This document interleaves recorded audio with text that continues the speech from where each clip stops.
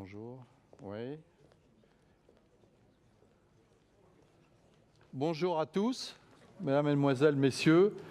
Nous souhaitons la bienvenue dans cet endroit magnifique. Et donc, nous avons un événement majeur à fêter ce soir. Il y aura beaucoup de surprises. Ça fait 25 ans que Roissy Entreprises existe. Alors, c'est un plaisir de tous vous accueillir. C'est un événement majeur, il y aura beaucoup de surprises. Alors, pour ceux qui ne me connaissent pas, je me présente brièvement. Je suis Jean-Michel Limoges, je suis le président actuel de l'association Roissy Entreprises. Alors, je suis le quatrième des 25 ans, parce que les passe-présidents sont là, nous ont fait un grand plaisir, un grand honneur d'être parmi nous. Et donc, c'est une belle histoire d'homme. Alors, je suis aussi un chef d'entreprise. Je suis le PDG de la société Nashtec. On est spécialisé dans le domaine de la télématique, l'informatique, la géolocalisation des biens, des personnes et aussi des objets connectés. Alors, j'aime les entrepreneurs, naturellement, l'entreprise, et voilà. Et donc, je tiens aussi à remercier beaucoup de personnalités qui sont venues. Alors, les présidents d'associations, je remercie aussi les maires ici présents, les présidents de la communauté de communes, Madame la députée aussi, qui essaie de revoir. Ben voilà. Hein, je vous remercie pour votre présence. Et puis, je remercie le maire de la ville de Roissy, donc André Toulouse. Merci d'être parmi nous. C'est toujours un plaisir et un honneur. Voilà. Donc, ce soir, naturellement, nous avons fait cette soirée, nous sommes entre nous. C'est une initiative de chef d'entreprise. Et donc, ce soir, c'est grâce à eux que nous pouvons donc faire cet événement. Alors, je tiens donc à les remercier particulièrement. C'est une initiative privée, puisque, je vais le rappeler, nous sommes une association de bénévoles. Nous sommes des chefs d'entreprise au service des chefs d'entreprise. Et naturellement, nous faisons ça naturellement avec beaucoup de passion, et c'est important. Alors, parmi les entreprises, bon, vous avez donc Harry Traiteur qui va prendre en main la partie traiteur. Nous sommes reçus dans cet événement, donc le repas. Alors, ça a changé de nom, c'est Pâté Aéroville. Voilà. Nous avons Stream Acacie qui s'occupe du broadcasting. Alors, ce que je veux dire aussi, c'est que tout cet événement est broadcasté en direct. Donc, vous avez des internautes qui, en même temps, donc, assistent à cet événement. Donc, il y a de nombreux internautes. On est nombreux dans la salle, mais aussi tous ces gens-là. Et donc, Stream Acacie est des amis donc fidèles. Ça fait la 4e année que donc ils broadcastent donc cet événement. Je remercie aussi le Novotel qui nous a mis à disposition donc des chambres. Je remercie aussi une société que vous allez découvrir, qui nous a fait le plaisir parce qu'une grosse. On va vous faire déguster quelque chose de particulier. C'est l'entreprise Perle. Ce sont des jeunes entrepreneurs qui sont installés en Espagne et qui ont inventé donc le cocktail moléculaire. Alors, vous allez déguster ça. Ils nous font un grand honneur. Ce sera une grande surprise puisque à vous tous, vous allez déguster les cocktails moléculaires. Ils ont inondé la péninsule ibérique. Et donc, ils reviennent en France. Et donc, c'est une grande première ce soir de vous faire tester toutes ces nouveautés. Aussi, historiquement, je remercie aussi toutes les sociétés qui nous suivent depuis un certain temps. Donc, ils sont nombreux. On ne les a pas tous mis. Et naturellement, c'est des partenaires. On n'est jamais... dans une entreprise, on bâtit une équipe, des partenaires. Et donc, c'est comme ça qu'on avance. Alors, ce soir, on va... comment dirais-je, mettre en avant l'homme. Et donc, je vais vous parler un petit peu du programme de la soirée. On a essayé de faire quelque chose qui sorte un petit peu. Bon, c'est l'anniversaire, mais ce n'est pas l'anniversaire normal. C'est des surprises qui sont donc mises en avant. Le discours d'ouverture, je suis en train de vous le faire. Je ne vais pas revenir dessus.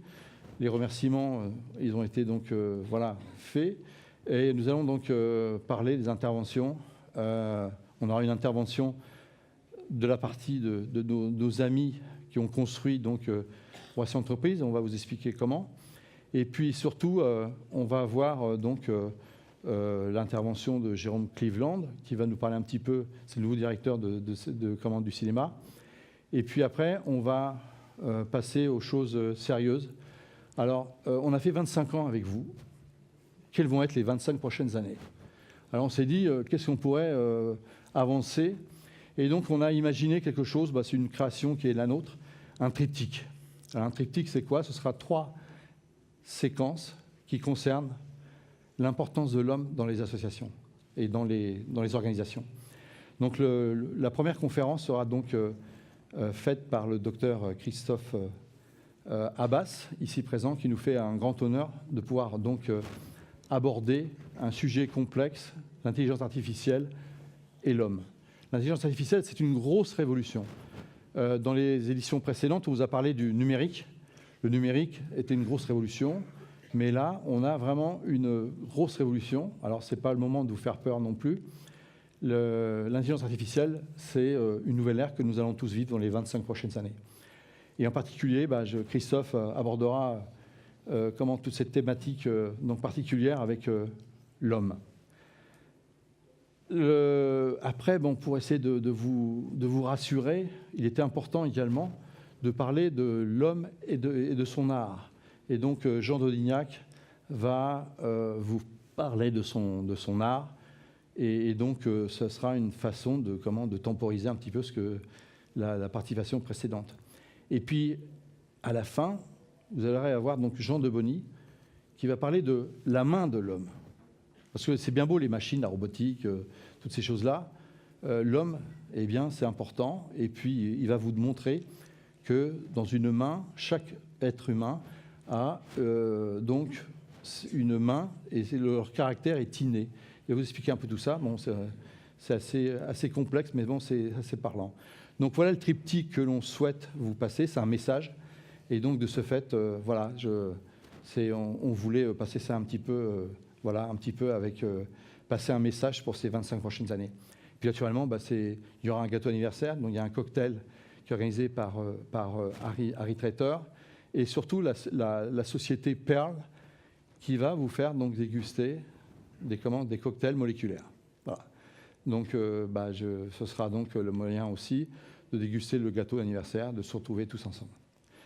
Voilà. Donc, pour la suite, je vais laisser la parole à Jérôme. Oui, Jérôme. Jérôme Cleveland, donc, bonsoir à tous. Qui nous accueille. Merci. Bonsoir. Merci Jean-Michel. Je vais être bref parce qu'il y a de belles interventions à suivre. Je suis ravi de vous accueillir ce soir pour la 4e fois, je crois, en ces lieux. Donc ces lieux que vous connaissez bien. Et ce sera probablement la dernière fois que nous vous accueillons dans ces lieux en l'état, puisque je vous annonce ce soir que ce cinéma, EuropaCorp, qui a été racheté par le groupe Les Cinémas Pathé Gaumont il y a maintenant 2 ans, va être intégralement refait dans les prochains mois et va intégrer les toutes nouvelles technologies que nous adorons et que nous allons probablement découvrir dans quelques instants derrière moi. Voilà, ce cinéma EuropaCorp s'appellera le Pathé Aéroville et accueillera une salle 4DX. Donc vous savez, c'est une salle dynamique, une salle à sensations. Une salle également Dolby Cinéma en projection laser et son Dolby Atmos, donc quelque chose de totalement immersif qui sera également doté d'une architecture particulière et de très très beaux fauteuils. Nous allons également enrichir, pour ceux qui la connaissent, notre offre First qui va totalement migrer pour monter véritablement en gamme. Nous allons refaire le haut, nous allons refaire le bas, nous allons tout refaire. Donc voilà, profitez de ces lieux en l'état, ce sera bien mieux la prochaine fois que nous nous reverrons pour le 26e printemps de Roissy Entreprise. Je vous souhaite une très très belle soirée et n'hésitez pas, je suis à votre disposition tout à l'heure pendant le cocktail pour échanger autour de vos rêves, pourquoi pas de séminaires ou d'événements d'entreprise. Belle soirée à vous et merci à Roissy Entreprise. Merci Jérôme. Alors naturellement, il y a des remerciements à faire parce que il y a des initiatives qui ont été créées. Tout d'abord, je vais commencer par une dédicace spéciale. Je voudrais que tu viennes avec moi, André. Tu n'as rien fait, André. Voilà. Donc, André, on a discuté. Donc, André Toulouse est le maire de Roissy. C'est un grand honneur qu'il soit parmi nous. Et puis, tu étais un petit peu à l'origine de cette expérience. Tu as commencé, tu m'as parlé que tu souhaitais donc, que les entreprises se retrouvent et puissent donc voilà. Si tu le souhaites, je peux en quelques mots. En quelques mots, oui. Tu as un micro ? Ouais. Merci, bonsoir à tous et à toutes. Bon, si tu souhaites que je revienne en arrière. Vite fait. Hein. Oui, l'historique. À l'époque où le syndicat de l'Est du Val d'Oise, qui avait besoin de se réunir pour mettre un schéma d'aménagement en place, nous nous sommes heurtés bien sûr déjà à l'État. L'État, il est toujours le même. Et en tant que président du CIEVO à ce moment-là, je me rendais compte qu'on avait une force économique à nos côtés, mais qui n'était pas organisée. Donc qu'est-ce que j'ai fait ? J'ai essayé de programmer sur le terrain 10 chefs d'entreprise que je ne connaissais pas forcément, mais dans des activités diverses. Et un par un, je les ai vus pour leur dire le projet. Si vous arrivez à vous mettre en association, de façon à être à nos côtés, nous élus, qui nous battons avec l'État, pour démontrer qu'il y a une force vive pour nous épauler, les 10, OK, un par un, jusqu'au soir où on se donne rendez-vous dans un hôtel de Roissy. Et les 10, certains se connaissaient, d'autres pas, ont fait connaissance et ont tous adhéré au projet. Je leur ai dit maintenant, vous connaissez, vous êtes en connaissance, à vous de vous organiser. Il ne faut pas que ça soit quelque chose de politique. Je ne souhaite pas être dedans. Je me retire maintenant, vous connaissez, allez-y. Et donc, il y a eu un premier président qui a été nommé, c'est toi qui vas l'annoncer. Et puis voilà, l'histoire maintenant est partie de là. Il y a tu l'as annoncé, 4 présidents, dont tu es le 4e. Ça a bien suivi. Il faut reconnaître que depuis, Roissy Dev, qui a été mis en place par la communauté d'agglo que préside Patrick Renaud, vient également épauler. Ouais, et moi, je souhaite qu'une chose maintenant, c'est que vous mariez tous les deux. Oui. Il y a beaucoup à faire. Hein. Voilà. Ouais. Merci André pour son témoignage. Donc maintenant, c'est plus un secret, vous savez comment ça a démarré. Alors maintenant, je vais remercier donc 3 hommes spéciaux, donc mes 3 ex-présidents, s'il vous plaît. Donc voilà, donc je vous demande de les applaudir. Donc dans l'ordre, Gérard Coffignal, Armand, tu es en position 2, voilà, Christophe Machat, et puis moi le petit dernier. Voilà, je vous demande de les applaudir. Alors, vous avez peut-être un mot à exprimer, alors vas-y, tiens. Je vais être très rapide, puisqu'André Toulouse a déjà bien brossé les choses. Effectivement, j'ai été le premier président. André Toulouse nous a prêté de l'argent, enfin nous a donné une dotation, une première dotation, ouais, et je m'en souviens bien, et bon, qui n'était peut-être pas évidente, parce que bon, à l'époque, le conseil municipal n'était peut-être pas très prêt à faire cette donation. On a obtenu une autre petite donation moins généreuse de la part du maire de Tremblay, qu'on était allé voir, parce que l'idée était effectivement que l'on communique autour de Roissy. Et je me souviens d'un déjeuner qu'on avait fait avec André Toulouse et M. Assensi, en leur faisant promettre de discuter et de se voir régulièrement, parce que les élus étaient attirés par leur préfecture, et ce qui était un peu logique. Et ils ne communiquaient pas comme les chambres de commerce, d'ailleurs, qui étaient un peu trop loin. Et on a essayé de faire communiquer tout le monde, le CEVO également, et ça s'est bien passé. Et André Toulouse nous a bien aidés, effectivement. Voilà, mais il y a eu du travail de fait. Oui. Et puis, on avait commencé, moi j'ai travaillé pendant 8 ans avec toute l'équipe, Marie Mouret et d'autres amis. Et ensuite, on a passé le flambeau, content d'ailleurs de passer le flambeau, parce que c'est un travail quand même prenant. Et j'ai passé le flambeau donc, à Armand Lang, qui est un homme très, très sympathique, très chaleureux et efficace. Bravo. Bravo Gérard, merci. C'est gentil Gérard de dire des mots pareils. Je ne vous cacherai pas que j'ai un peu d'émotion de parler devant vous. Pourtant, je suis assez habitué à parler en public, mais je sais pas, j'ai une petite émotion. Moi, les sociétés que je dirige ont toujours travaillé uniquement pour le secteur public, donc a priori, je ne voyais pas très bien ce que je pouvais trouver au niveau du business dans une association comme celle-là. Mais finalement, il s'est passé des choses très positives.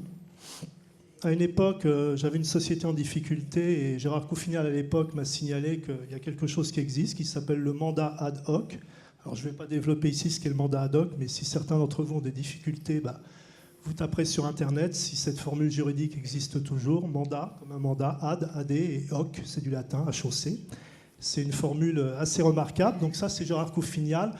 Ça m'avait permis de récupérer des sommes formidablement importantes que me devait la Caisse des dépôts et consignations, qui mettait ma société en péril à l'époque. Voilà, sur fond de bagarre, sur des audits en région PACA. Et puis, j'ai connu Christophe Machard, qui dirige un cabinet, qui bosse aussi pour le public sur tout ce qui est VRD, eau, assainissement, éclairage public, etc. Et on travaille beaucoup en commun. Voilà, donc même quelqu'un comme moi, finalement, issu dans un temps très lointain de l'administration et qui ne bosse que pour les administrations, au sein d'une association comme celle-là, finalement, j'ai trouvé mon compte. Alors encore 2 mots, mais bref. Cela dit, il faut quand même reconnaître avec beaucoup d'humilité, Gérard, qu'on était une bande de copains et qu'on avait surtout envie de beaucoup rigoler. Et je pense que pour les anciens qui sont ici, certains doivent se souvenir de franches rigolades, de très très très grosses rigolades. C'était quand même pour beaucoup l'objet de nos rencontres. Voilà. Et puis je vais finir par un mot sur les chefs d'entreprise. Je crois que vraiment les chefs d'entreprise sont des gens formidablement ouverts. On ne peut pas se permettre le luxe d'avoir le moindre préjugé quand on est chef d'entreprise. On ne peut jamais être contre. Il faut toujours être avec, toujours ouvert, toujours considérer même que la femme ou l'homme qu'on a devant soi et qu'on considère a priori comme un ignoble personnage, un emmerdeur ou quelqu'un avec qui on ne bossera pas, il faut être ouvert, sans arrêt. Je crois que les chefs d'entreprise sont des gens qui ont une ouverture d'esprit très exceptionnelle, sans quoi je crois qu'on ne peut vraiment pas réaliser de business, quoi. Voilà, merci. Merci Armand. Je suis également très ému d'être là ce soir. D'abord parce que je revois mon ami Gérard, que ça faisait très longtemps que je ne l'avais pas vu et je suis vraiment très ému. Armand, je le vois plus souvent parce que vous avez compris, on travaille ensemble et c'est grâce à Roissy Entreprise d'ailleurs qu'on travaille ensemble. Je dois dire, moi, quand je suis rentré à Roissy Entreprise, je n'avais pas encore créé mon entreprise, j'étais directeur d'une PME à Goussainville. Et Gérard et Armand m'ont accueilli les bras ouverts, m'ont fait aimer le métier d'entrepreneur. Et je crois que c'est grâce à eux que j'ai créé mon entreprise. Et ça, c'est à Roissy Entreprise que j'ai trouvé. C'est vrai qu'on s'amusait bien. Gérard avait une expression, c'était le business épicurien. Moi, je me souviens de cette expression. Et finalement, on peut travailler aussi dans la bonne humeur, Gérard. Et tu m'as appris ça. Tu m'as appris à travailler dans cette bonne humeur. Et je crois qu'effectivement, l'association, elle a grandi, elle a mûri. On a aussi travaillé. On avait créé un journal, le Trait d'Union, qui a été très, très lu et très diffusé. Et puis on s'est mis à réfléchir sur ce Grand Roissy que Gérard avait théorisé dans les années 92 en disant il y a une unité économique, il faut qu'on travaille dessus. Et c'est de là qu'est née la plateforme qui aujourd'hui fait le succès de Roissy Entreprise.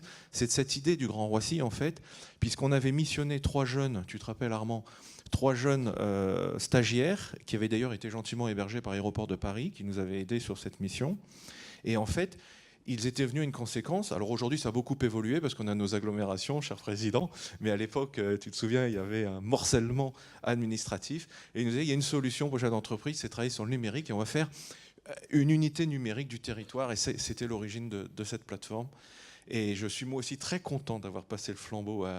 D'abord parce que c'est beaucoup de temps. Et Jean-Michel, tu prouves que quand on voit ce soir ce succès, que le travail paye, mais tu dois donner beaucoup, beaucoup de temps et je t'en félicite.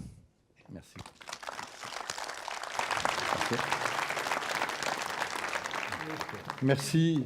Merci, cher président.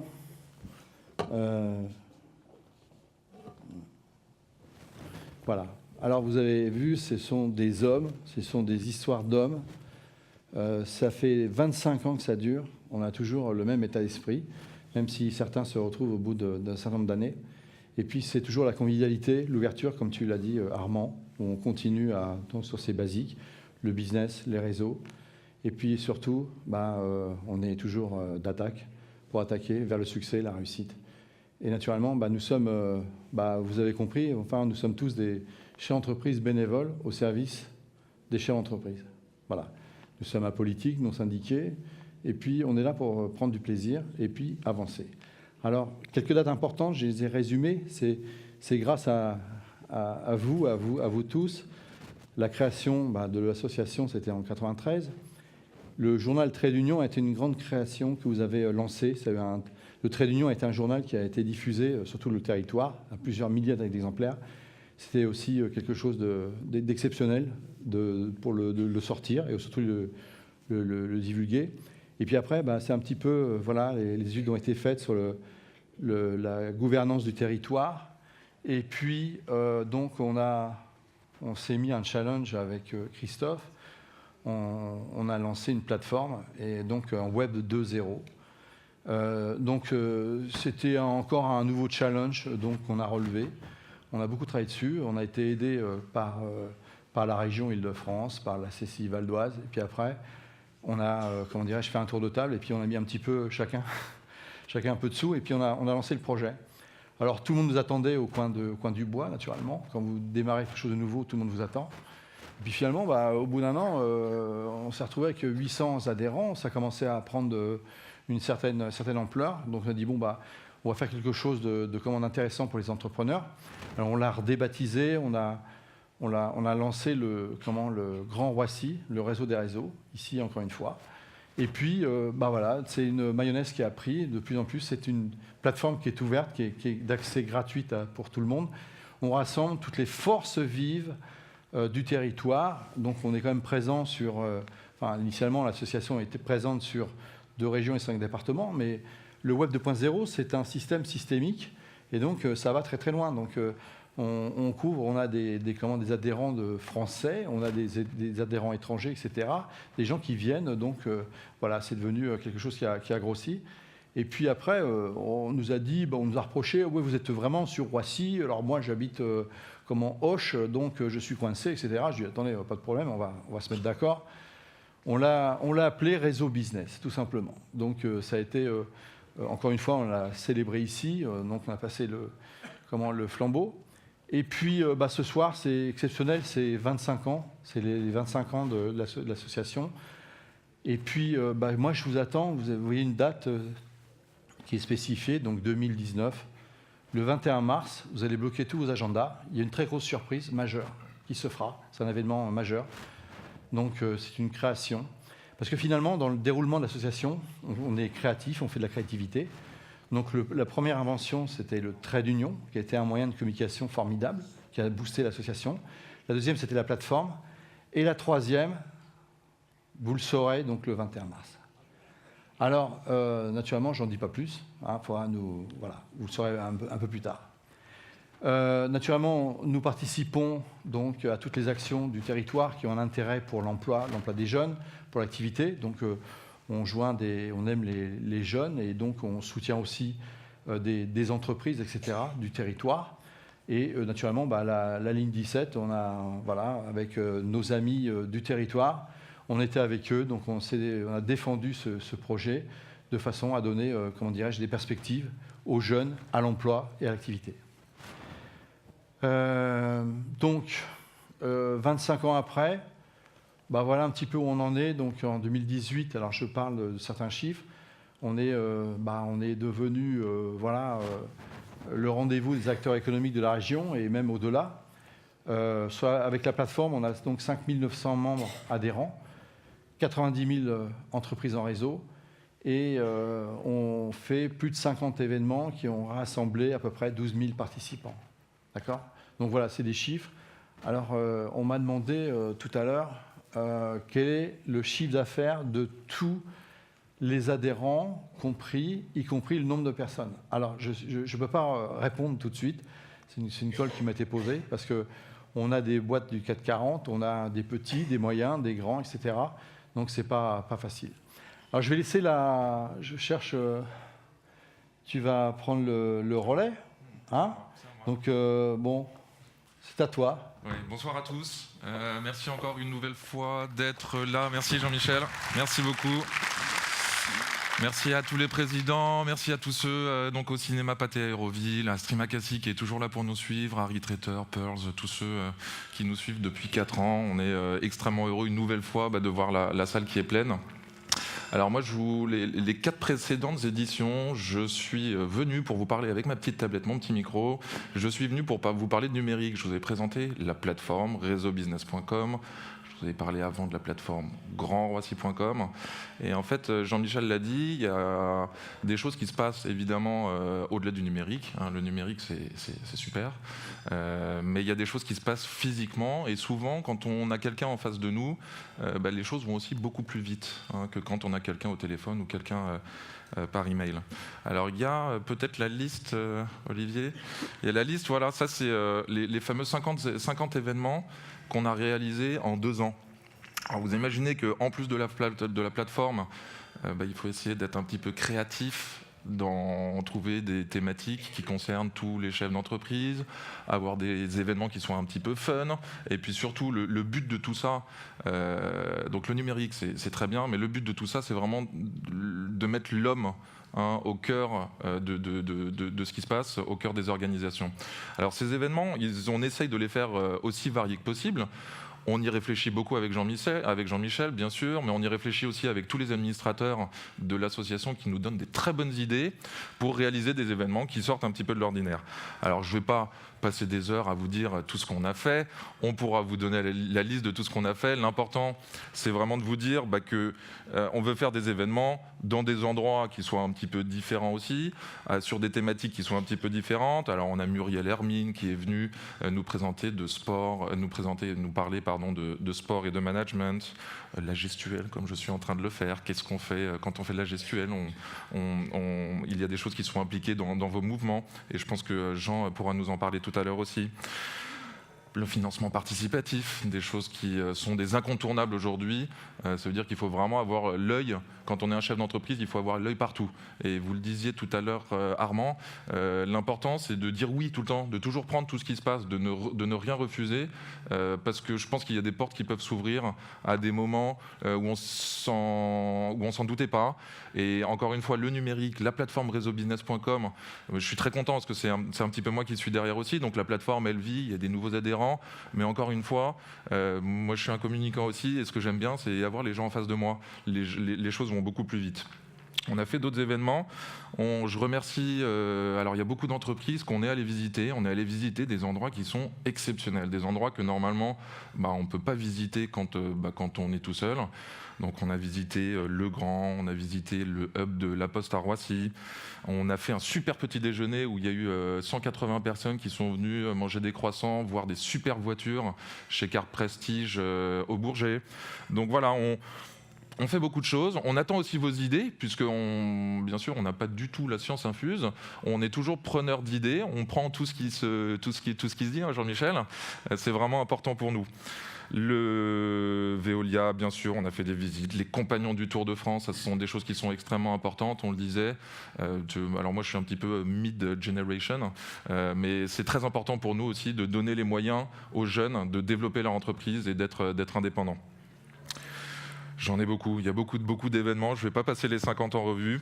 Il y a des choses aussi, alors tout à l'heure c'est Christophe Machard qui parlait de business épicurien. Alors l'année dernière on est parti en Bourgogne pendant 2 jours, où on a bu évidemment d'excellents vins, on a extrêmement bien mangé aussi, on vous invite aussi, on va renouveler un petit peu cette expérience non plus en partant en Bourgogne, mais certainement en partant en Champagne. Donc on ne sait pas si on va le faire en novembre ou plutôt au début des beaux jours, mais on serait très heureux de remplir le bus. Voilà, il y a 45 places. On serait très heureux de remplir ce bus comme on l'a fait pour partir en Bourgogne, pour aller passer non pas 2 jours, mais 1 journée, puisqu'on partira à Reims. Alors il y a un super programme. On va aller visiter un tonnelier, on va faire un déjeuner et un buffet au champagne. On va aller visiter la cathédrale de Reims. Il y a un super programme. Et encore une fois, on essaye de faire des choses qui soient un petit peu différentes. Voilà, c'est la fameuse Champagne et certainement au printemps. Voilà. Jean-Michel vous l'a dit tout à l'heure, les événements, c'est très important pour nous. c'est compliqué parfois à organiser. Plus il y a de monde, plus on est content. Jean-Michel, vous parlez de ce fameux 21 mars 2019. On vous a préparé une surprise. On va pas vous en dire. Il faudra nous séquestrer si vous voulez avoir des réponses. Donc on ne vous dira rien. Néanmoins, on voudrait vous dire justement que l'important, c'est encore une fois de mettre l'homme au cœur de ce projet et de s'appuyer évidemment sur tout ce qui se fait de bien en termes de nouvelles technologies pour pouvoir le diffuser au plus grand nombre. Parce que c'est pas tout d'avoir un savoir-faire, d'être extrêmement intelligent ou d'être un super chef d'entreprise. Ce qui est vraiment important aussi, c'est d'avoir cette capacité à passer et à transmettre le message. Hein, et donc on va, via cet événement, tout faire pour passer des messages forts à un maximum de personnes. Notre ADN, et je vais repasser la main à Jean-Michel, elle n'a pas changé, c'est oser, agir, gagner. Roissy Entreprise, c'est vraiment une entreprise, moi je suis arrivé il y a 6 ans maintenant, c'est de la convivialité d'abord. Et je pense qu'on s'en rend compte à chaque édition d'événements qu'on fait ici, mais aussi tous les événements dont on vous a parlé avant. C'est de la convivialité, c'est évidemment des rencontres, des poignées de main, de trinquer aussi de temps en temps parce que ça peut aider à faire du business, des opportunités, des réalisations et puis surtout du business, puisque l'objectif de tout ça, et je vais le dire aussi à tous les jeunes que j'ai croisés juste dans l'entrée, l'objectif de cette soirée, c'est de faire vos contacts, d'aller distribuer des cartes de visite, de montrer que vous êtes vivant quand vous serrez la main, faire un grand sourire, de communiquer très puissamment sur ce que vous faites et ce que vous faites bien. Voilà, je vais repasser la main à Jean-Michel. On va appeler Alman. Non, après. Après Ouais. Donc je relaisse la main à Jean-Michel, qui va introduire du coup nos 3 conférenciers sur la thématique de l'homme et l'importance de l'homme dans les organisations. Merci à tous, merci. Voilà, donc nous avons parlé de nous. Maintenant, nous allons voir, essayer d'approcher qu'est-ce qui va se passer sur les 25 prochaines années. Et donc la thématique principale, et quelles que soient les... Je dirais, il y aura une constante qui sera toujours la même, sera l'importance de l'homme dans toutes les organisations. D'accord ? Et donc de ce fait, je vais vous présenter les prochains conférenciers. Oui. Tu as un problème de technique ? Voilà.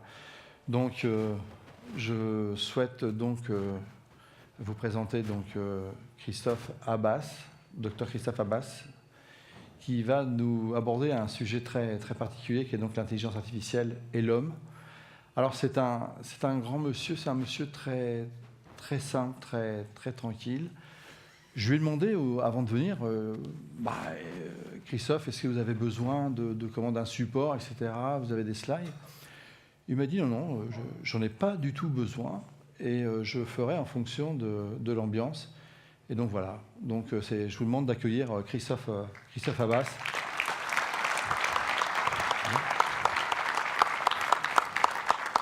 Je te remercie de ta gentillesse pour être venu. C'est un beau cadeau pour l'association et pour tout le monde. Je te laisse la main.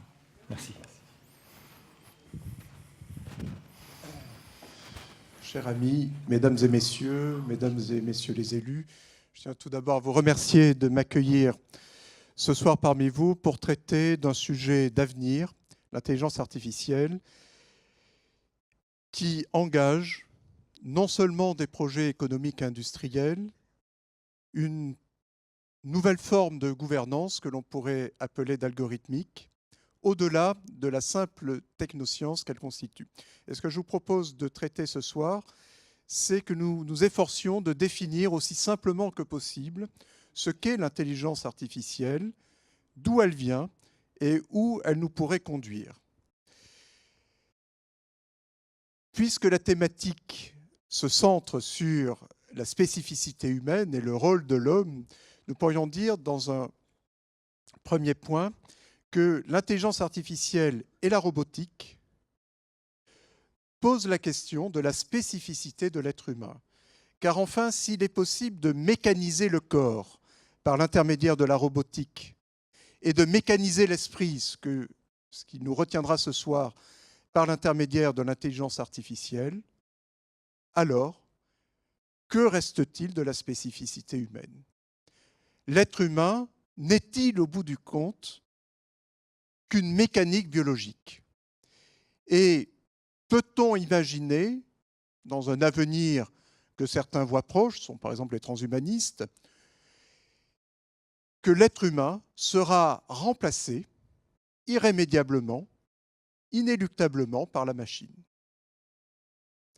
Et donc, il est d'une extrême importance de pouvoir comprendre ce qu'est l'intelligence artificielle pour comprendre ce qu'elle n'est pas.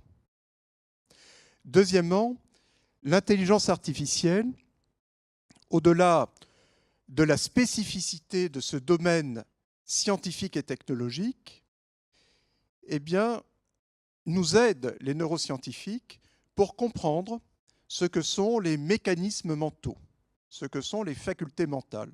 Pourquoi? Je n'irai pas très loin là-dessus. Bien, lorsque vous savez que le système nerveux central se compose d'environ 100 milliards de cellules nerveuses, les neurones, 10 fois plus de cellules associées, que l'on appelle les cellules gliales, que les cellules nerveuses peuvent communiquer avec 10 000 à 150 000 autres cellules, eh bien, vous comprenez l'extrême complexité pour comprendre de manière analytique le fonctionnement du système nerveux central, du cerveau et de la pensée. Et donc, l'intelligence artificielle permet d'élaborer des modèles simplifiés de certaines régions du cerveau et constitue, de ce point de vue-là, un instrument de compréhension de la neurobiologie. Mais je laisse cela de côté. Troisième point, c'est un outil industriel. L'intelligence artificielle permet de remplir un certain nombre de fonctions qui, de manière de plus en plus invasive, vont se substituer à l'être humain dans l'organisation des entreprises et dans la production elle-même.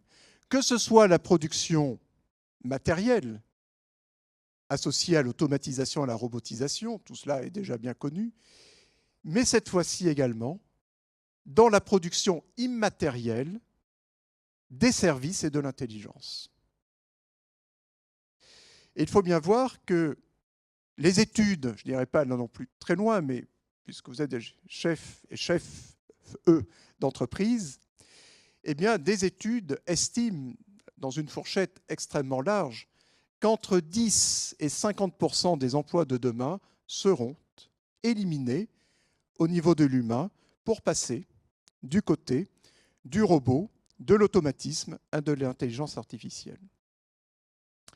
Cette fourchette de 10 à 50% est très large, ce qui veut dire qu'en gros, nous ne savons pas très bien où nous allons, mais globalement, nous allons, pour certaines tâches automatisables, rébarbatives, de traitement de données, pour la fiabilité et la reproductibilité de ces tâches, eh bien, vers une place de plus en plus importante et centrale de l'intelligence artificielle.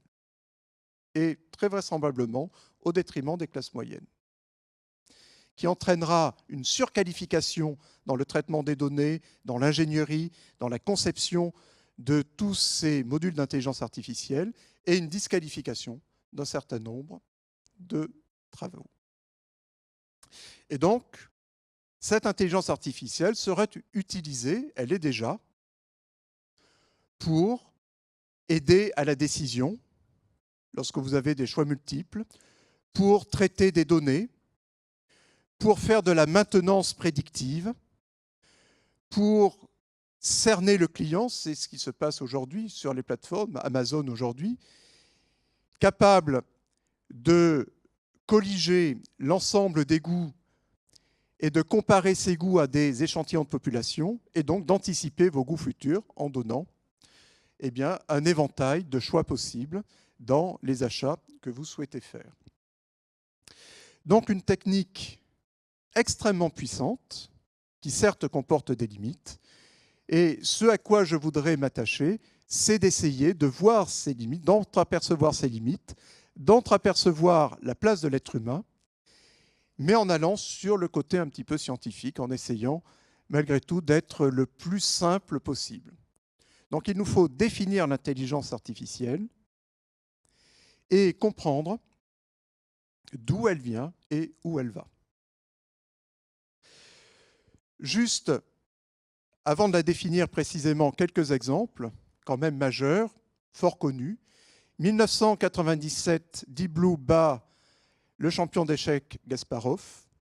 2011, Watson bat au Jeopardize les joueurs. 2016-2017, les meilleurs joueurs de Go, dont le leader mondial, sont battus. D'abord par AlphaGo, puis par AlphaGo 0. 2013, c'est le développement de ce qu'on va appeler des réseaux convolutifs, c'est-à-dire des réseaux, je vais définir tout ça ensuite, assez rapidement, mais des réseaux artificiels de neurones qui sont capables de reconnaître les objets, de classer les objets, des chiens, des chats, des girafes, mais qui sont utilisés aujourd'hui, par exemple par la société Mobileye en Israël, pour doter les voitures de capteurs de reconnaissance des formes et permettre aux voitures autonomes de se déplacer en reconnaissant les chemins, les panneaux de signalisation, les piétons, les véhicules. Aujourd'hui, Goldman Sachs a licencié, enfin aujourd'hui, globalement, dans notre époque, a licencié 600 traders et a engagé 200 ingénieurs pour faire du trading ultra rapide en ligne. Des cabinets d'avocats utilisent l'intelligence artificielle pour, par exemple, trouver l'ensemble des lois, des jurisprudences ou des cas similaires, ce qui est une tâche rébarbative, importante sur la somme de travail à investir. Eh bien, aujourd'hui, c'est effectué par de l'intelligence artificielle. Aujourd'hui, des caméras dans les aéroports sont capables de reconnaître, plus ou moins, mais en tout cas c'est en cours de développement, des comportements supposés délictueux et potentiellement terroristes pour appréhender de manière prédictive, ces Minority Reports, eh bien, de potentiels terroristes. Aujourd'hui, cette intelligence artificielle est capable de discerner les émotions exprimées par les individus.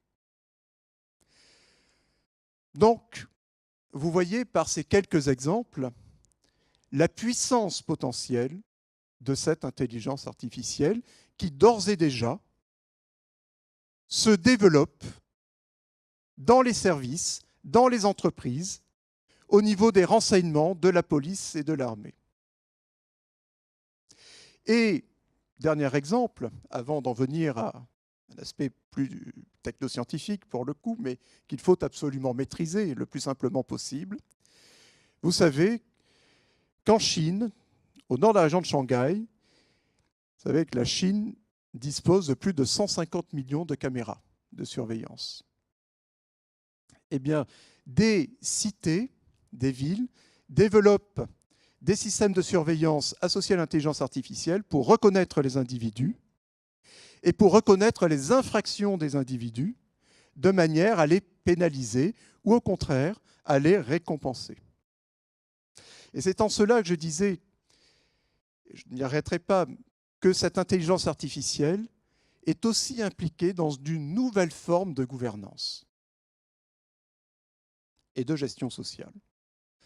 Donc là encore, il est important pour nous tous comme usagers, mais aussi comme citoyens, de cerner les capacités et les modes d'application de cette intelligence artificielle, tant au niveau de la production matérielle et immatérielle que dans la gestion sociale et dans la nouvelle gouvernance algorithmique.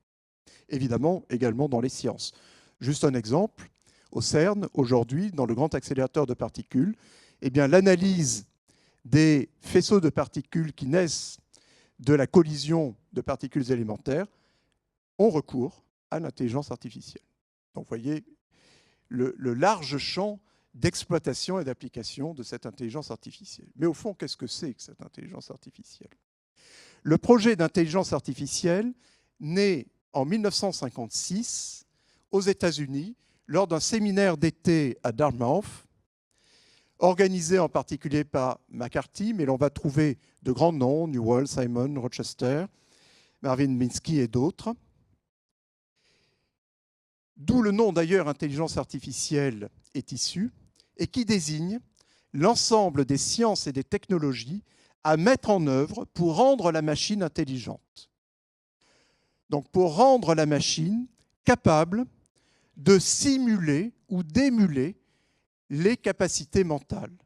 Percevoir, apprendre, se souvenir, juger, percevoir et comprendre le langage, se déplacer pour la robotique, etc. Donc, il s'agit, si je le redis de manière un peu plus compliquée, mais globalement cela permet de prendre l'ensemble des qualificatifs nécessaires pour cerner l'intelligence artificielle, c'est l'ensemble des stratégies de résolution de problèmes et d'adaptation à un environnement qui soient mécanisables, automatisables, algorithmiques, c'est vraiment le terme qu'il faut retenir, tel que tout observateur extérieur, sans préjuger d'une définition précise de l'intelligence, jugerait le comportement de la machine comme étant intelligent.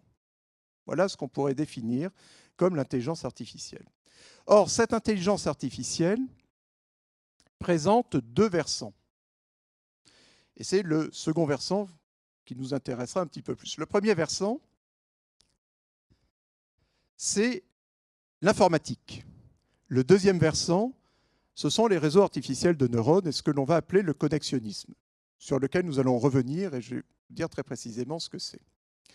Et cette intelligence artificielle, donc cette volonté de mécaniser l'intelligence humaine, sans donner une définition très précise de l'intelligence humaine, eh bien, se fonde sur une idée commune à l'informatique et aux réseaux artificiels de neurones, c'est que la pensée, c'est du calcul. Alors, d'où vient cette idée? Donc là, ce serait très compliqué de le définir, mais ça vient, en gros, dans les années 30, de deux chercheurs, un mathématicien qui va traduire des problèmes de logique en problèmes arithmétiques de nombres.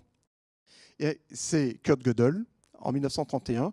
Et en 1936, Alan Turing, qui est le mathématicien qui va participer au décryptage des codes des sous-marins allemands, entre autres par la machine Enigma, qui travaille pour le chiffre en Angleterre, eh bien, va créer un modèle abstrait. L'ordinateur n'existe pas encore, mais il va créer un modèle abstrait de ce qui deviendra l'ordinateur, qu'on va appeler une machine de Turing, c'est-à-dire une machine capable de faire des calculs mathématiques et arithmétiques. Et donc, voyez ce qui se met en place très rapidement, et je close cette parenthèse. La logique, c'est de la pensée, c'est de l'esprit humain. L'esprit humain peut être réduit à du calcul sur des nombres. Le calcul sur des nombres peut être effectué par une machine. Donc, la pensée, c'est du calcul et c'est mécanisable par cette fameuse machine de Turing qui constitue l'embryon formel, l'embryon abstrait de ce qui deviendra l'ordinateur, notamment l'ENIAC, même s'il y a eu quelques précédents, en 1943-46, pour sa mise en œuvre. Donc, l'intelligence artificielle part de l'idée que la pensée humaine, c'est du calcul. À partir de ce moment-là, les années 40, deux voies vont apparaître. La voie de la proto-informatique, qui va mener jusqu'aux années 50-60 à l'informatique telle que nous la connaissons. Et la deuxième voie, c'est une voie qui va s'inspirer du cerveau et des connaissances en neurobiologie. C'est la voie dite du connexionnisme ou la voie des réseaux artificiels de neurones en pleine expansion aujourd'hui. Donc je vais revenir dessus.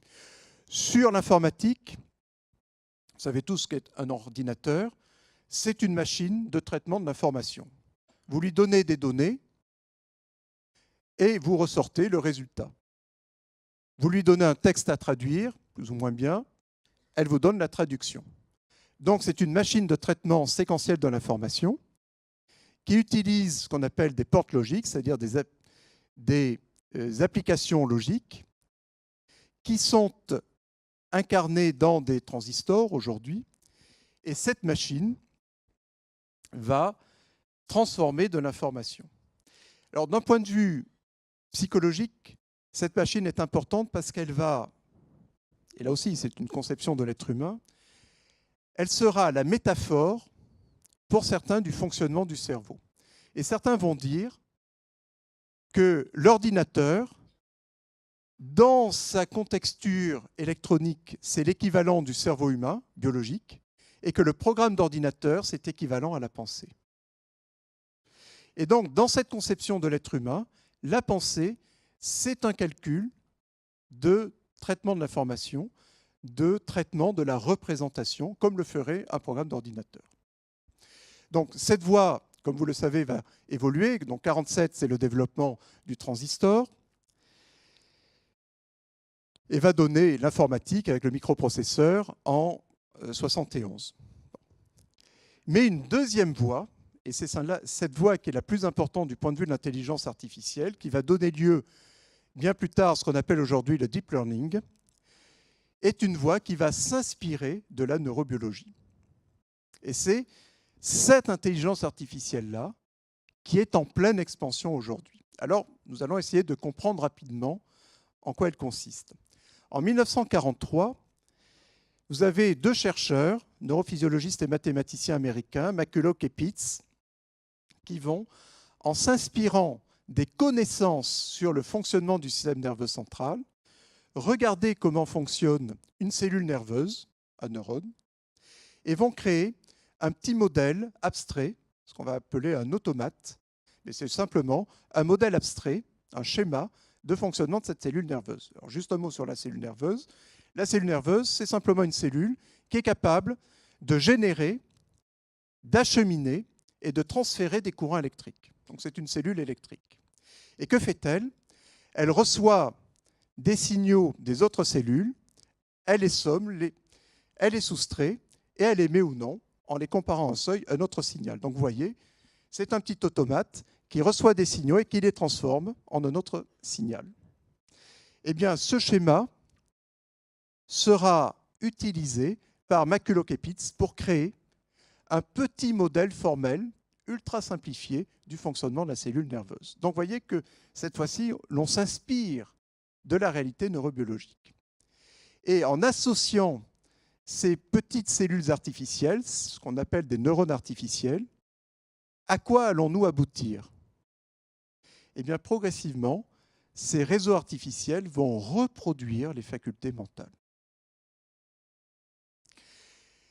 Cette voie particulière qui va naître en 1943, c'est ce que l'on appelle la cybernétique. Mais peu importe, cette cybernétique va aller jusqu'aux années 56. Et à ce moment-là, cette deuxième voie va créer des architectures abstraites, donc qui s'inspirent du fonctionnement du cerveau, qui fonctionnent sur des ordinateurs, mais qui reproduisent des facultés mentales. Et ces réseaux vont apprendre. Ils vont apprendre à reconnaître des objets. Ils vont apprendre à reconnaître le langage. Ils vont, à partir de souvenirs, reconstituer la scène complète à l'origine du souvenir. Ils vont être capables de prendre des décisions. Lorsqu'on leur donne plusieurs options, eh bien, ils vont prendre des décisions eux-mêmes. Ils vont reconnaître des images. Ils vont généraliser un certain nombre de lois. Ils vont prédire des lois, comme un réseau artificiel prédit le goût d'un acheteur. Comme un réseau artificiel d'un grand magasin a prédit qu'une de ses acheteuses était enceinte sans que la personne ne le sût elle-même, d'ailleurs ni ses parents. Donc, ces réseaux artificiels de neurones s'inspirent de la réalité neurobiologique et progressivement sont configurés de telle manière qu'ils soient capables d'apprentissage, de correction, d'anticipation, de mémoire, de jugement, de prise de décision. Et donc, vous voyez que nous passons de la logique mathématique initiale à une technologie qui reproduit de plus en plus les capacités mentales. Alors, dans les années 60-70, le développement a surtout concerné la micro-informatique et l'informatique à travers des systèmes experts. Par exemple, des systèmes qui permettaient d'aider au diagnostic. Car ces réseaux étaient confrontés à un certain nombre de problèmes. Et 3 de ces problèmes ont limité le fonctionnement de ces réseaux. Ces 3 problèmes seront levés dans les années 80, 90 et 2000. Quels sont-ils? ce qui permet de comprendre les limitations du réseau. Premièrement, lorsqu'on apprend à ces réseaux artificiels de neurones à reconnaître des objets, eh bien, il faut leur donner des exemples. Il faut donc leur donner des images, par exemple, d'animaux, si vous voulez, qui classent les différents animaux. Et donc, il leur faut des milliers, des millions de données. Donc, la première limitation, et vous voyez que la première contrainte pour ces réseaux, c'est de disposer de données empiriques suffisantes en volume pour leur permettre l'apprentissage. Et donc ça, les réseaux sociaux, Google, en mettant en commun l'ensemble des informations, soit de banques de données, soit de nos tweets, soit de nos photographies de smartphones, eh bien, dispose aujourd'hui de suffisamment d'exemples pour entraîner ces réseaux et leur permettre une phase d'apprentissage qui aboutira à leur capacité de reconnaissance et de classification. C'était la première limitation. La deuxième limitation est plus compliquée, c'est une limitation liée aux algorithmes d'apprentissage. Il fallait trouver des règles pour leur faire apprendre des choses et pour modifier leur architecture quand les données étaient très très compliquées. Donc ça a été résolu. Je n'y reviens pas, c'est un peu technique. Et troisième élément, ces réseaux artificiels de neurones fonctionnent sur des ordinateurs classiques. Et comme vous voyez, il faut leur apprendre avec beaucoup de données, ils effectuent beaucoup de calculs internes, et donc il fallait des ordinateurs extrêmement puissants. Et cela a été résolu par la puissance croissante de nos ordinateurs et l'utilisation notamment des cartes graphiques des jeux vidéo, qui ont permis d'accroître les capacités calculatoires de ces ordinateurs. Ce qui est assez amusant, c'est de voir le détour. On passe par une contrainte industrielle sur les jeux vidéo, et cela va jouer un rôle extrêmement important ensuite pour développer ces réseaux artificiels de neurones. Alors, ces réseaux artificiels de neurones aujourd'hui, donc je le répète, qui s'inspirent de la réalité neurobiologique du cerveau, plus ou moins, fonctionnent grâce aux données que l'on injecte, les données empiriques que l'on injecte, les images que l'on injecte pour leur permettre un apprentissage. Jusqu'à présent, pour donner quelques caractéristiques, eh bien, on donnait au réseau des images, il calculait si c'était un chien, un chat, et s'il se trompait, eh bien, l'expérimentateur disait au réseau « tu t'es trompé, il faut corriger tout cela ». Mais aujourd'hui, il y a ce qu'on appelle des apprentissages non supervisés. C'est-à-dire que le réseau tout seul, sans l'aide de l'expérimentateur, est capable de procéder à un classement des données qui lui sont apportées. Donc, vous voyez la première évolution. Le tuteur humain peut disparaître. Il est toujours là, dans la Genèse. Mais ces formes d'apprentissage permettent de s'abstraire et de laisser la machine elle-même calculer. Au point d'ailleurs que dans certains réseaux, certes conçus par l'ingénieur, eh bien, on ne sait plus aujourd'hui quelle a été la rationalité du réseau pour aboutir au résultat. Donc, vous voyez cette chose exceptionnelle. L'ingénieur crée un réseau, un expérimentateur guide ce réseau pour apprendre à classer des animaux, et dans certains cas, dans certaines architectures, pas toutes, lorsqu'on regarde à l'intérieur du réseau, puis on ne sait pas comment il est arrivé à cela. Ce qui veut dire qu'un cas, ce qui n'est pas le cas de tous les réseaux, eh bien, le cheminement calculatoire du réseau échappe à son concepteur, ce qui pose un problème de responsabilité. Troisième possibilité, on peut éduquer un réseau en quelque sorte sur, là aussi, un mode de, un peu comme pour l'humain, de récompense. C'est-à-dire qu'on va, lorsque le réseau se trompe, on va le pénaliser. Lorsque le réseau réussit une tâche, on va le récompenser. C'est un apprentissage par récompense. Mais là aussi, vous voyez que certes, l'ingénieur va définir quand récompenser ou quand pénaliser, mais après, le réseau apprend par lui-même. Et l'exemple le plus fantastique, même s'il est limité, c'est AlphaGo 0, qui bat le champion mondial de jeu de Go.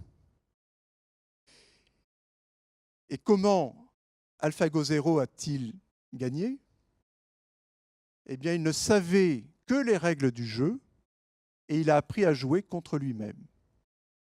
Et en jouant contre lui-même, des dizaines de milliers de parties, eh bien, il a acquis une compétence tout seul, certes avec un algorithme particulier, mais tout seul dans la phase d'apprentissage, qui lui a permis de battre le champion mondial, Lee Sedol, de jeu de Go. Alors que dans la première phase, AlphaGo, avant la version 0, on avait appris au réseau à rejouer des parties déjà accomplies, à jouer ensuite contre des joueurs humains pour apprendre les stratégies, pour lui, optimales de jeu. Eh bien, AlphaGo 0 a battu la version précédente, AlphaGo, entraîné par les parties humaines jouées ou en jeu. Donc vous voyez, même si c'est un jeu, mais la puissance exceptionnelle de cette intelligence artificielle.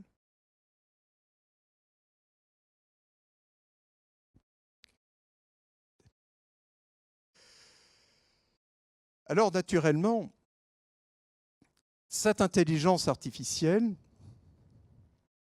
qui permet de reproduire des capacités mentales, mémoire, jugement, apprentissage, correction, autocorrection,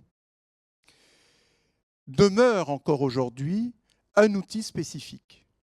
C'est-à-dire qu'un tel réseau artificiel ne peut que remplir une tâche particulière, comme tout outil. Par exemple, reconnaître des images. Par exemple, anticiper ce que sera la météo de demain. Par exemple, reconnaître des émotions. Donc, à chaque faculté mentale correspond en quelque sorte un réseau artificiel de neurones. Mais vous n'avez pas ce qui constitue l'une des spécificités humaines, une intelligence artificielle qui, quelle que soit la nature du problème posé, serait capable de la résoudre. Un humain confronté à n'importe quel milieu, à n'importe quel problème, trouvera en lui, par son sens commun, par ses compétences, par son imagination, eh bien, les ressources pour, confronté à ce problème, trouver une solution. C'est donc ce qu'on pourrait appeler une stratégie de résolution généraliste des problèmes. Et donc, l'une des spécificités humaines dont ne dispose pas aujourd'hui l'intelligence artificielle qui n'est qu'un outil comme un marteau, c'est la possibilité généraliste de résoudre toute forme de problème. Donc ça, c'est une première spécificité qui existe encore. Mais ne pourrait-on imaginer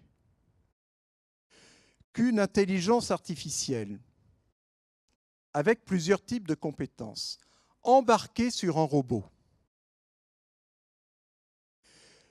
ne pourrait pas, par l'intermédiaire de ce robot, apprendre à créer une carte spatiale, à percevoir par des capteurs le corps du robot, à communiquer, c'est déjà le fait, avec d'autres robots, à se coordonner avec d'autres robots, et peut-être ainsi à développer deux choses. Premièrement, cette intelligence artificielle généraliste, ce qu'on appelle l'intelligence artificielle forte. Donc l'idée est qu'à terme, cette intelligence artificielle plurielle embarquée dans un robot serait capable de résoudre un nombre croissant de problèmes.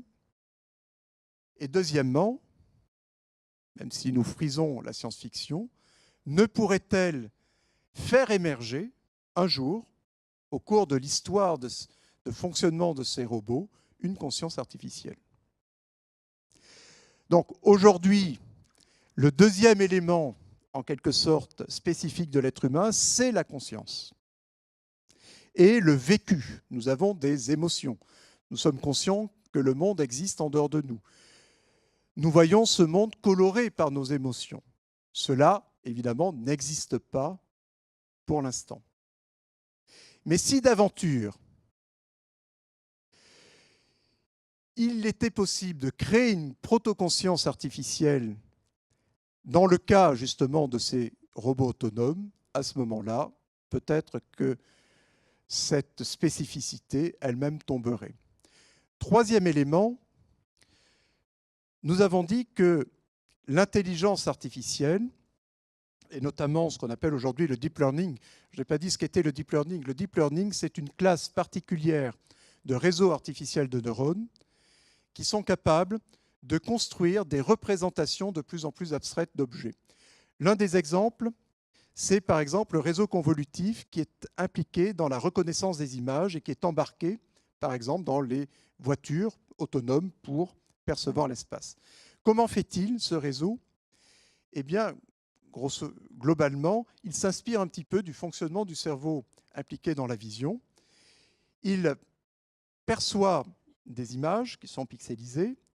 Il va reconnaître des figures géométriques simples de cette image par une première couche. Une deuxième couche va assembler des petites figures géométriques, par exemple les bords des objets pour composer une surface.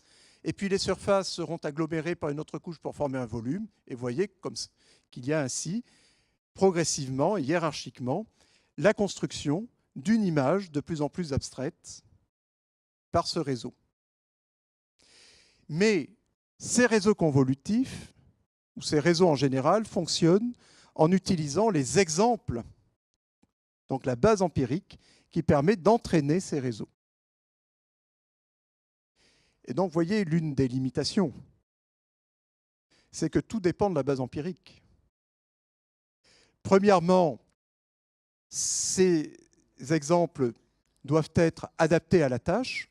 Et vous avez eu, récemment, vous en avez entendu parler, des réseaux qui ont reproduit par la facétie des internautes des propos misogynes, racistes, parce que le réseau a été entraîné avec des propos racistes et misogynes, dans ce cas présent. C'est donc dire que le résultat du traitement d'informations par le réseau artificiel de neurones dépend de la base de données.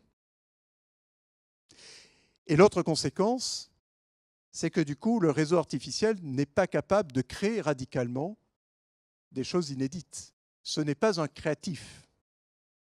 C'est un réseau qui est capable de brasser un volume de données, de trouver des corrélations entre ces données, mais non pas de créer quelque chose de nouveau.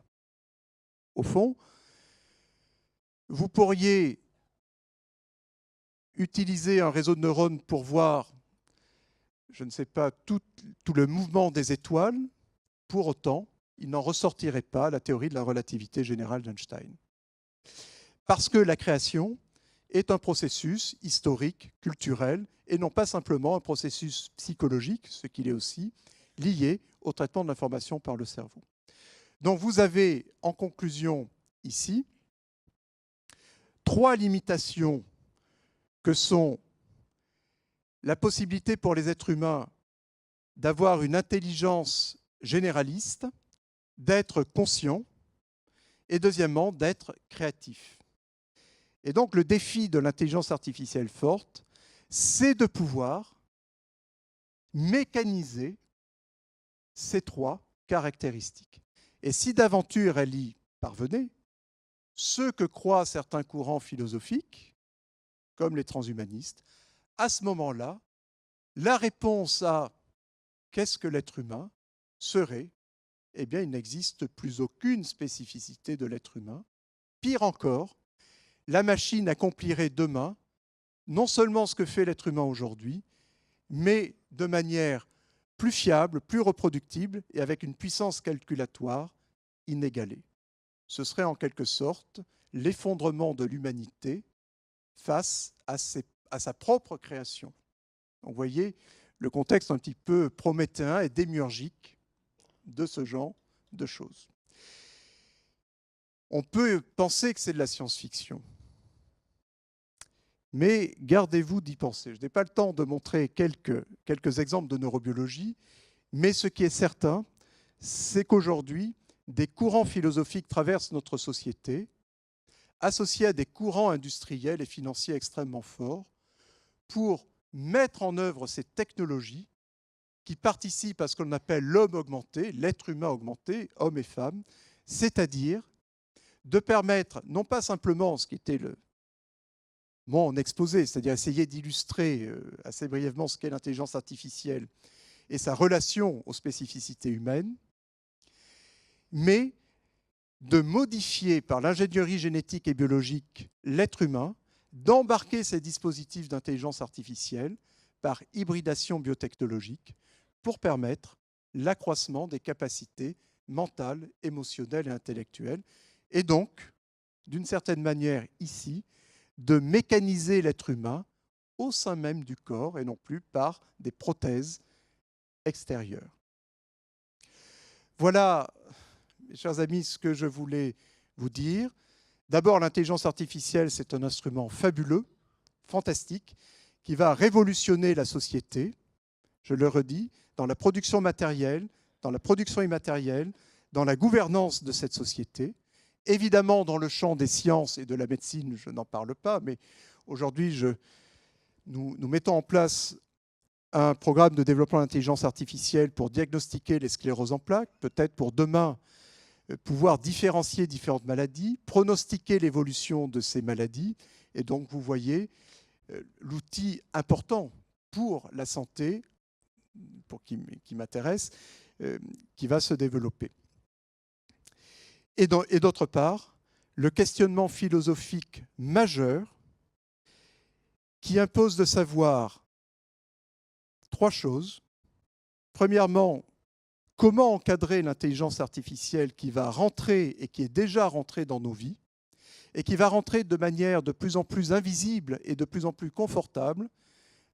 Avec Siri, vous n'avez plus besoin de savoir programmer, de tapoter.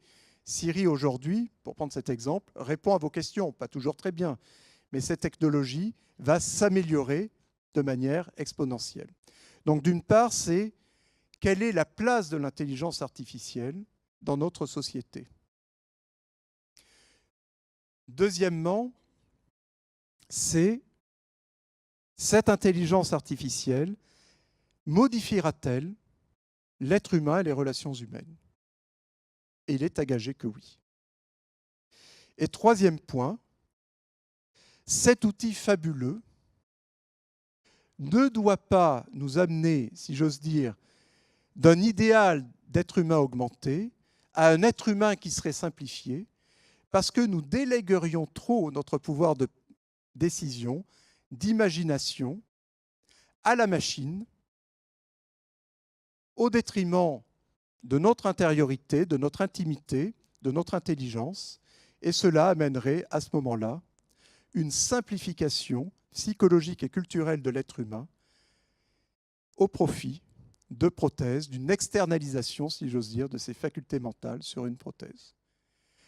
Voilà qui, pour les années prochaines, ne manquera pas, je pense, de nous interroger. Je vous remercie de votre attention. Merci.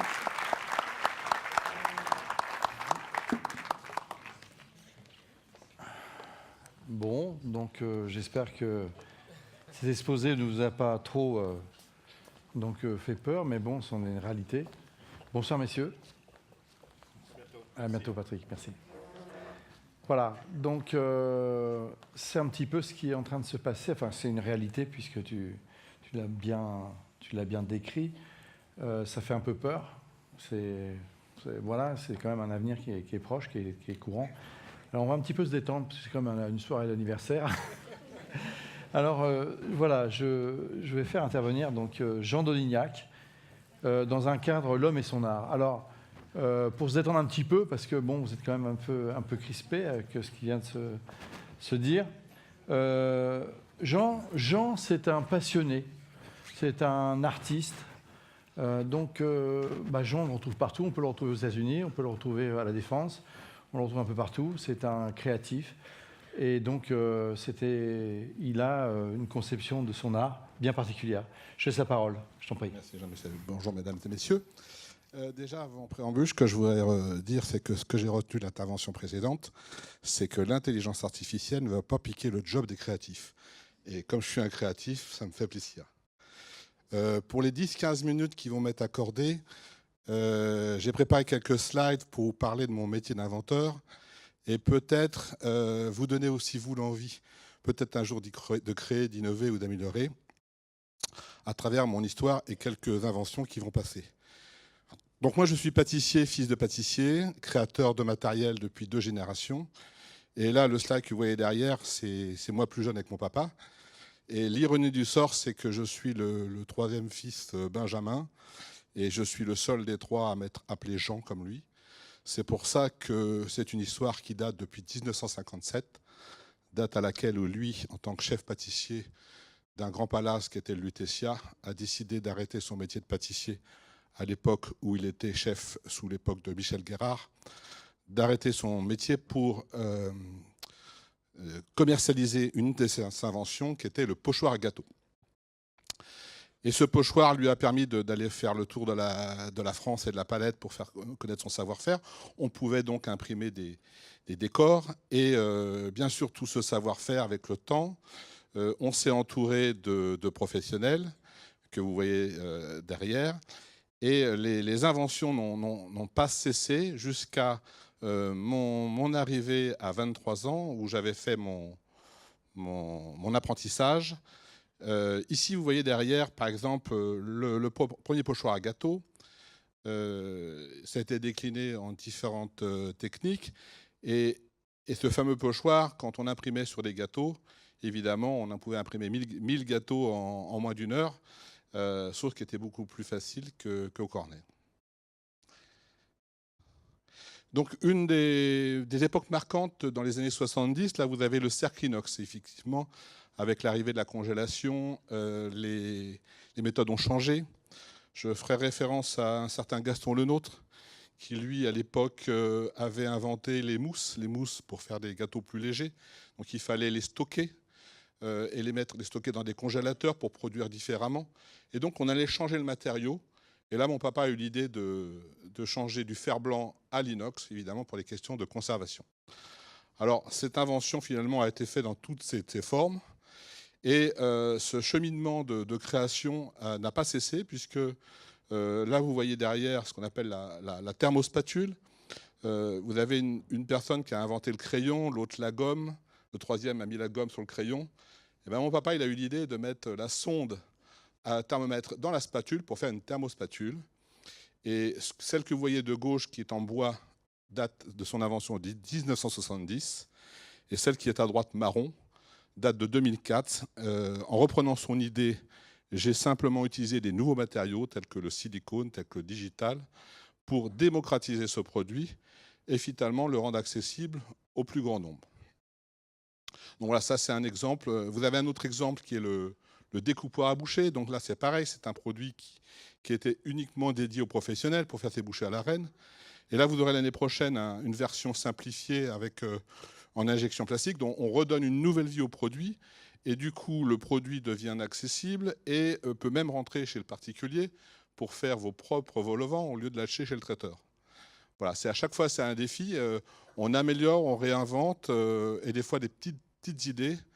Un autre exemple, par exemple, là vous avez la bouteille à poncher.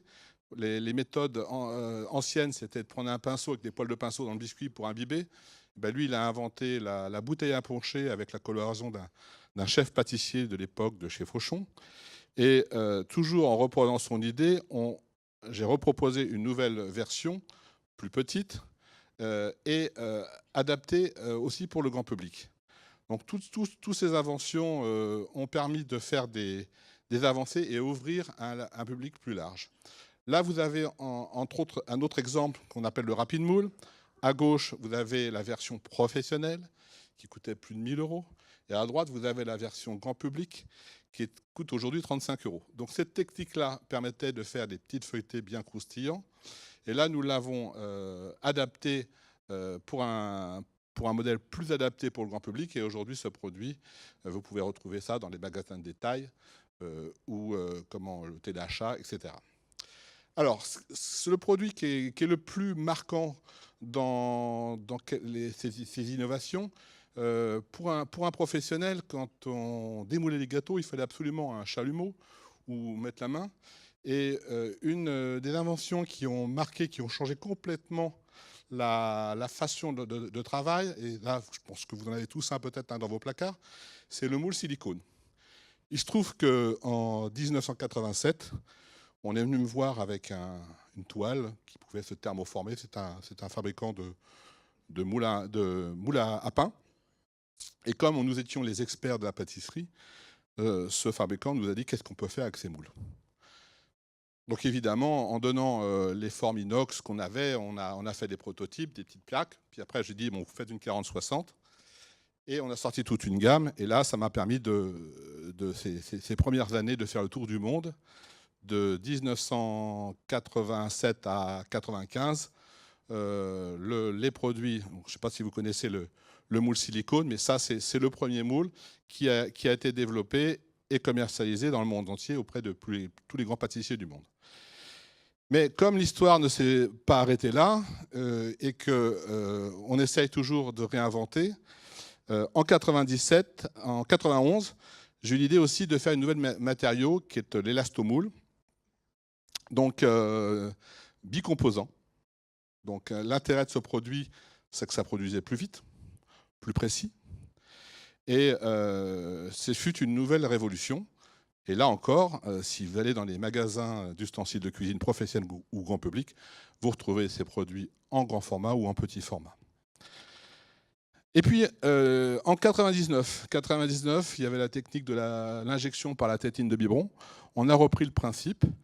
Et là, je veux dire merci à mon premier client, qui était Téléshopping, qui a cru à ce nouveau produit, ce nouveau format, et qui a un peu révélé quand même au grand public ce produit qui, à l'époque, je me rappelle quand on faisait les salons du concours Lépine, on disait « mais on ne va pas attraper le cancer ». Bon, ça, on me posait ça 9 fois sur 10, on me posait la question. Aujourd'hui, on me la pose un peu moins. Mais là, vous avez encore un exemple d'une nouvelle évolution du moule silicone. Vous pouvez passer là. Donc après, en 2004, vous avez eu les papillotes. Donc la technique, c'était de mettre un nylon qui donnait la rigidité au silicone. Donc là, on a pu s'amuser dans les formes. Et il y a eu la période des papillotes, qui remplaçait avantageusement le papier aluminium. Et ce fut des périodes aussi assez amusantes pour aller dans des univers que je ne connaissais moins, puisque c'était le domaine de la cuisine. Et là, vous avez ici le moule silicone de demain. Donc là, c'est le moule pliable. Donc votre moule à gâteau rentrera dans un tiroir, parce qu'aujourd'hui, il y a le problème de place. Et vous voyez qu'à travers ces 5-6 slides, que l'invention, l'innovation n'a pas cessé. Et ce qui est fabuleux dans ces parcours, c'est qu'on propose, on rencontre des clients, et puis vous n'avez pas encore sorti votre produit, que vous avez déjà un client qui, lui, a flashé dessus, et il vous dit « Monsieur de Dignac, je veux l'exclusivité, j'en veux 80 000 pour dans 2 mois ». Donc évidemment, ce n'est pas possible, mais dans 6 mois peut-être. Mais ce qui est génial dans cette aventure, c'est que d'une simple idée, on suscite l'intérêt de certaines personnes et on voit nos produits après diffusés sous différentes marques. Puisque j'ai également, là vous avez un exemple, des produits à la marque Jean Dodignac que vous pouvez retrouver dans pas mal de magasins de détail. Mais je ne me tiens pas à produire des produits à ma marque, puisque nous faisons aussi pour la marque de nos clients. Ce qui m'intéresse, ce n'est pas forcément le produit pour ma marque. Ce qui m'intéresse dans ma démarche, c'est d'ouvrir le métier à un plus grand nombre en me passionnant pour comme l'outil de la pâtisserie. Alors, vous avez ici l'image pour réinventer, donc, parce que je me pose tous les jours la question, qu'est-ce que je pourrais faire demain? Et ce qui est merveilleux, c'est que des idées, il en vient toujours, des rencontres. Et là, vous avez ici l'avenir, un autre pan, je dirais, de mes développements, vous avez les produits connectés. Donc là, on va rejoindre un petit peu l'intelligence artificielle. Nous avons participé au dernier salon des nouvelles technologies à Las Vegas. Et ce qui est curieux, c'est que de ce développement de savoir-faire, nous avons tout type de métiers qui viennent nous voir. Nous avons les gens de chez Leroy Merlin, de chez L'Oréal.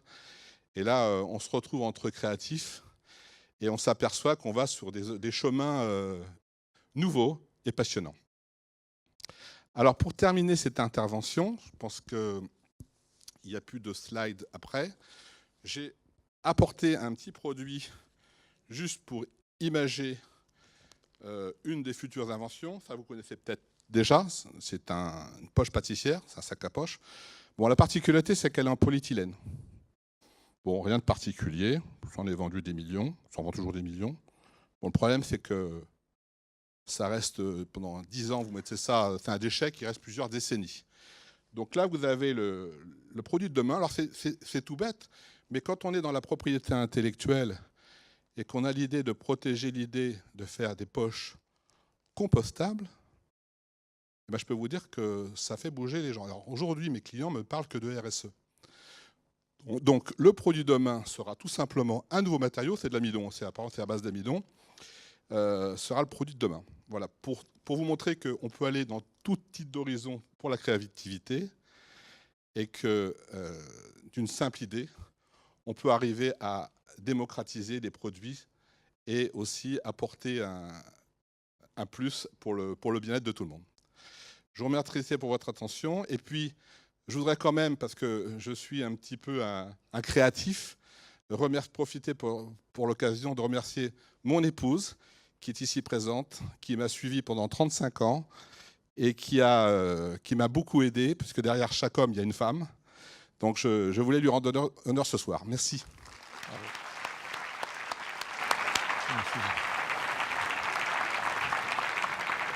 Merci Jean. Voilà, ça vous a un petit peu détendu, je pense. Hein, c'est autre chose, ça change de l'aéronautique, ça change de la logistique. Voilà, donc c'est des choses nouvelles et puis bon, c'est un petit peu festif. Voilà. Alors, dans le troisième, dans le triptyque, ce qui est important, c'est la main de l'homme. Et donc, je demande donc à Jean de Bonny qui va nous expliquer un petit peu le caractère inné de nos mains. Brièvement. Brièvement. J'en prie. Merci Jean-Michel. Bonsoir. Alors c'est vrai que l'intelligence artificielle m'a fait penser que j'aurais aimé rencontrer Rodin et lui dire qu'il aurait pu faire une deuxième statue. Le penseur de Rodin aurait un clone ou un double, et au lieu d'avoir la main sous le manteau en train de réfléchir, il pourrait ouvrir la main, l'observer, et se dire que cette main, cet instrument extraordinaire, a finalement 3 fonctions. Elle nous distingue des animaux, y compris des singes, puisque l'homme est le seul animal qui a le pouce opposable aux autres doigts. Elle nous permet d'être identifiés, la biométrie, la police. Et puis, troisième chose, et c'est là où j'interviens, c'est que vous avez au bout du bras le mode d'emploi de votre personnalité innée. C'est-à-dire que, merveille de la nature, eh bien, c'est comme chez Ikea, vous avez le matériau, mais vous avez aussi le mode d'emploi. Alors, vous avez la liberté de ne pas le regarder, ce mode d'emploi, puis vous avez aussi la liberté de dire, bon, avec quel mode d'emploi je suis né. Et finalement, un homme averti en vaut 2. Si je prends connaissance de qui je suis, je peux peut-être arriver à optimiser ce que je suis. Et tout ce que je vais vous dire est fondé sur presque 40 ans d'observation inductive, déductive, en tout cas empirique, sur plus de 10 000 paires de mains, connues et inconnues, dont celle de Charles Aznavour qui vient de nous quitter. Et je vais vous inviter à faire un petit exercice tout simple. Vous allez entrecroiser vos doigts, comme l'image qui va apparaître. Pour l'instant, elle n'apparaît pas. Ah voilà, parfait. Vous allez entrecroiser vos doigts. Et ce geste tout simple m'a interrogé pendant des années. Je me suis dit, mais pourquoi le croisement des doigts,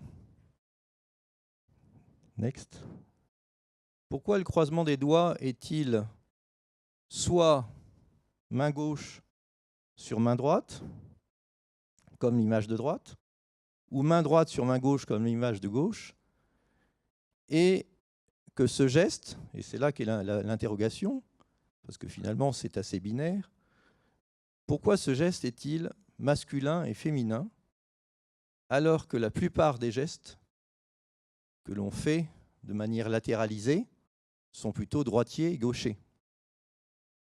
La plupart des droitiers applaudissent en tapant la main droite dans la main gauche. La plupart des droitiers croisent les doigts en ayant le bras gauche sur le bras droit. Et là, il n'en est rien. C'est que, par exemple, l'avant-dernier président et l'avant-avant-dernier président croisent à gauche, et le dernier et le premier président de Roissy Entreprises croisent à droite. Et mes observations m'ont amené à découvrir que 2/3 des hommes croisent à droite et 2/3 des femmes croisent à gauche. Ne me demandez pas pourquoi, je n'en sais strictement rien. Mais j'ai observé la chose suivante, c'est que les personnes qui sont index gauche sur droit ont un avantage concurrentiel sur ceux qui croisent à droite, c'est qu'ils lèvent le doute par l'action. Alors que les autres ont besoin de lever le doute pour agir. Et puisqu'on a parlé de Charles Aznavour, pour ceux qui ont un souvenir du film Un taxi pour Tobrouk, à un moment donné, Charles Aznavour s'assied par terre dans le désert parce qu'ils sont perdus. Et il dit, eh bien, puisqu'on est perdu, on ne va pas aller plus loin. Et Lino Ventura répond, justement, c'est parce qu'on ne sait pas où on est qu'on va continuer, parce que deux cons qui marchent iront toujours plus loin qu'un intellectuel qui reste assis. C'est un dialogue à la Audiard, évidemment. Ça ne veut pas dire que ceux qui croisent à gauche sont des cons, mais ça veut dire que la chance sourit aux audacieux et que quand vous êtes dans le brouillard, eh bien ceux qui croisent à gauche disent « marchons, on finira toujours par sortir du brouillard ». Donc ce sont souvent des optimistes. Et ceux qui croisent à droite disent « attendons que le brouillard se lève et on saura où on est ». Et donc, évidemment, pour gérer une centrale nucléaire, il vaut mieux croiser à droite qu'à gauche. Sinon, on risque d'avoir un Tchernobyl. Mais vous voyez la complémentarité dans une équipe, c'est bien de panacher des croisements à droite et des croisements à gauche. Et on s'aperçoit, puisque vous êtes beaucoup d'entrepreneurs, que si 33% des hommes croisent à droite, 90% des dirigeants, qu'ils soient d'entreprise ou politiques, croisent comme 2/3 des femmes. Que ce soit Macron, que ce soit Poutine, que ce soit Trump. Et dans la Ve République, il n'y a que Pompidou qui croise à droite. Et dans tous les présidents américains, il n'y a que Kennedy et Nixon qui croisent à droite. Tous les autres croisent comme des femmes, comme la majorité des femmes. Mais l'inverse est vrai. 90% des femmes dirigeantes croisent comme des hommes. Alors ça les protège, parce qu'elles utilisent plutôt leur cerveau gauche, et donc elles vont exprimer plutôt des pensées que des émotions. Regardez Bernadette Chirac, qui n'est pas un modèle d'extraversion émotionnelle, loin s'en faut. Anne Hidalgo, Angela Merkel, Thatcher, Hillary Clinton. Donc les femmes qui croisent, comme la majorité des femmes, sont plutôt minoritaires dans le pouvoir. Mais si vous croisez comme des femmes, ne vous chagrinez pas si vous êtes une femme, eh bien vous êtes plus intuitive, plus affective et vous faites plus confiance à votre ressenti. Alors là-dessus, on va rajouter une autre dimension qui est la chaleur des mains. Et quand vous serrez une main, vous vous apercevez qu'il y a des mains qui sont plus chaudes que vous et des mains qui sont plus froides que vous. Alors les mains les plus chaudes sont à 35 degrés, les mains les plus froides sont à 25 degrés. Et là aussi, toujours 2/3, 1/3, Mes observations montrent que 2 tiers des hommes ont des mains chaudes, c'est-à-dire au-dessus de 30, que 2 tiers des femmes ont des mains froides, mais que 90% des dirigeants et dirigeantes ont des mains chaudes. Donc la conclusion, c'est que finalement, la chaleur des mains est un atout pour créer son autonomie. Alors si vous avez des mains froides, ne vous chagrinez pas non plus, c'est que finalement, vous préférez avoir de l'influence plutôt que d'avoir du pouvoir. Or, le pouvoir ne donne pas la liberté. Le pouvoir vous donne des responsabilités, et donc ces responsabilités vous enlèvent la liberté, mais vous donnent de l'autonomie. Et puis, si on rajoute à cela... Qu'est-ce qui se passe? Ah, c'est le croisement de qui? Je ne sais pas. Et si on rajoute à cela l'empreinte digitale, eh bien l'empreinte digitale, finalement, puisqu'on parle de l'homme, elle traduit 2 choses contradictoires dans la nature humaine. On a tous besoin d'être uniques et on a tous besoin d'appartenance. Alors certains ont plus besoin de différenciation, d'autres ont plus besoin de ressemblance. La mode, et d'ailleurs, repose en partie là-dessus. Et donc l'empreinte est à la fois unique, ce que tout le monde sait, mais elle est classable en 5 catégories de dessins. Et voici l'une des 5 empreintes que vous pouvez voir dans l'un de vos doigts ou sur l'ensemble de vos doigts. Et Sagem, qui était, comme vous le savez, leader mondial de la biométrie, me dit, voilà, 15% des gens dans le monde ont cette empreinte. Et moi, j'observe au niveau des entrepreneurs et des dirigeants que c'est 60%. Et que 4 fois plus, ce n'est pas anodin. Donc si vous avez une spirale au bout des doigts, eh bien, et si en plus vous avez des mains chaudes, ben vous ne supportez pas de dépendre des autres. Vous êtes perfectionniste par amour-propre, parce que vous ne supportez pas d'être inefficace. Et comme disait Alphonse Allais, à propos de l'amour-propre, plus on le blesse, moins on le tue. Et donc, si vous avez des spirales, eh bien, vous considérez qu'être responsable de vous-même, c'est tellement normal que vous avez envie d'être responsable des autres. Et donc, il y a un côté protecteur chez les personnes qui ont des spirales, et vous êtes motivé par la difficulté. Alors, les 5 empreintes, je n'ai pas le temps de vous les montrer, mais si vous allez sur mon site toutdansleslains.com, vous verrez, il y a une vidéo qui vous explique l'ensemble des 5 empreintes et leur interprétation. Ce que vous devez retenir est simple. Et ça, c'est ce que la biotypologie m'a permis de comprendre. Je croyais, comme beaucoup d'entre vous, sans doute, et comme beaucoup de gens, que plus on a d'expérience, plus cette expérience conditionne nos choix et nos pensées. Eh bien, finalement, je me trompais totalement. Et les expériences sur les jumeaux homozygotes l'ont totalement démontré. L'inné a un poids qui est proportionnel à l'âge, donc votre expérience a de moins en moins d'importance au fur et à mesure que vous vieillissez. Donc, en conclusion, à 20 ans, on est sa culture, à 50 ans, on est sa nature.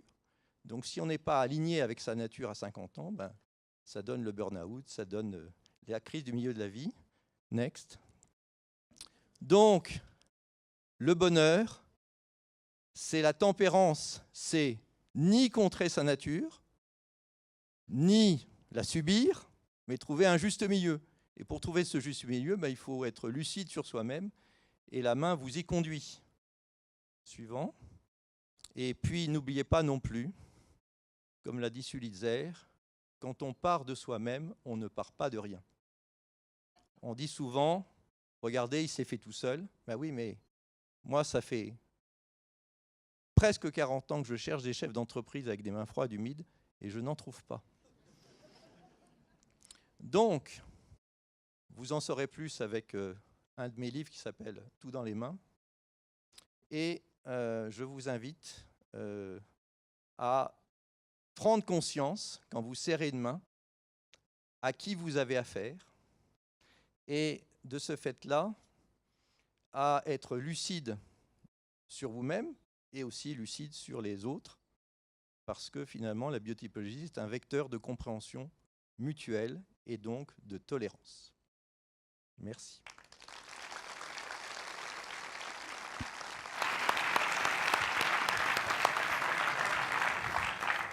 vais faire juste un petit caprice. Je vais vous demander de faire haut la main et je vais vous prendre en photo avec la main en l'air. Celle que vous voulez. Ah, c'est super. Merci beaucoup. Merci Jean. Merci beaucoup. Voilà. Donc, voilà, on a fini les 3 tableaux sur le triptyque que l'on nous a proposé. Naturellement, c'était la base de ce triptyque, c'était l'homme, l'humain, l'importance de l'humain dans toutes les organisations, dans les réussites. Le parcours des 25 ans qui s'est fait est dépendant de la qualité des hommes et des femmes qui l'ont constitué. Nos entreprises, elles sont bien, elles sont équilibrées, et donc elles dépendent parfaitement de la qualité des hommes et des femmes qui la constituent, et toute organisation d'une façon générale. Donc c'est plus un sentiment optimiste qu'on passe. Bon, il y a des choses, des grosses révolutions que Christophe nous a donc commencé à nous dessiner, des choses importantes, des grosses révolutions. Et puis les hommes demeureront les hommes. Donc on a vu l'homme et son art, et donc la main aussi est quelque chose de particulier. Donc un robot n'aura pas la même valeur innée et désignation de sa main.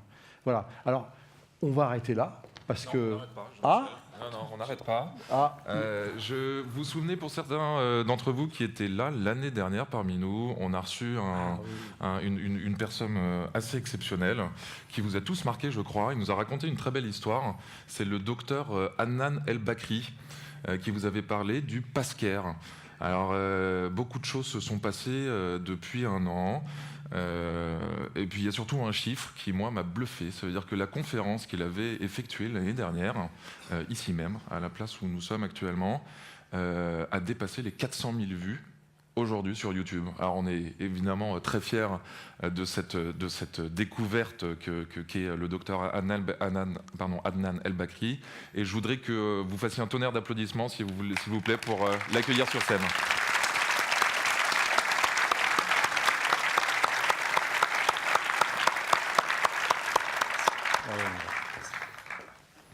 Merci beaucoup. Je ne sais pas trop quoi dire. Pour ceux qui étaient là l'année dernière, je ne sais pas si vous vous souvenez, je vous ai, à la fin de ma conférence, je vous ai cité une phrase, une citation qui dit qu'un entrepreneur, c'est quelqu'un qui se jette d'une falaise et qui construit son avion sur le chemin de la descente. Et donc, quand vous faites ça, c'est ce que j'ai fait donc, il y a 3 ans, je me suis jeté d'une falaise, et vous rencontrez au fur et à mesure de votre chute, vous rencontrez plein de personnes. 99% de ces personnes vous disent que c'est impossible et que vous allez tomber. Et il y a 1% de ces personnes qui vont vous dire que c'est tout à fait possible, qui vont vous encourager, qui vont croire en vous. Et ce sont des grandes personnes. Et parmi ces grandes personnes, le destin a mis sur mon chemin Jean-Michel Limoges, Damien Boyer, Alain Josse, que je remercie énormément, qui m'ont propulsé sur cette scène l'année dernière. Je suis extrêmement ému. Et effectivement, cette conférence a fait décoller la boîte. Quand je suis arrivé ici l'année dernière, on était 3. Aujourd'hui, on est 13. On a eu 1 million d'euros d'investissement pour faire une plateforme universelle internationale, le PASCER. C'est une carte intelligente qui permet à tous les citoyens du monde, n'importe où, face à n'importe quel professionnel de santé, de pouvoir récupérer, classer et accéder à toutes leurs données de santé dans une base de données collaborative d'intelligence artificielle, pour rejoindre ce qui a été dit, mais qui a pour objectif d'humaniser le numérique. Et donc, je remercie énormément Jean-Michel et toute l'équipe qui est aujourd'hui donc une équipe de 13 personnes, m'a demandé de te remettre un trophée qui est le cœur code de l'année. Notre cœur code, en fait, c'est notre technologie d'identité médicale numérique. Donc, permets-moi de te remettre ce cadeau, ce trophée, de la part de toute l'équipe. Margot, si tu peux, s'il te plaît, me... Voilà, donc je te remercie. Je remercie Roissy Entreprises. Merci.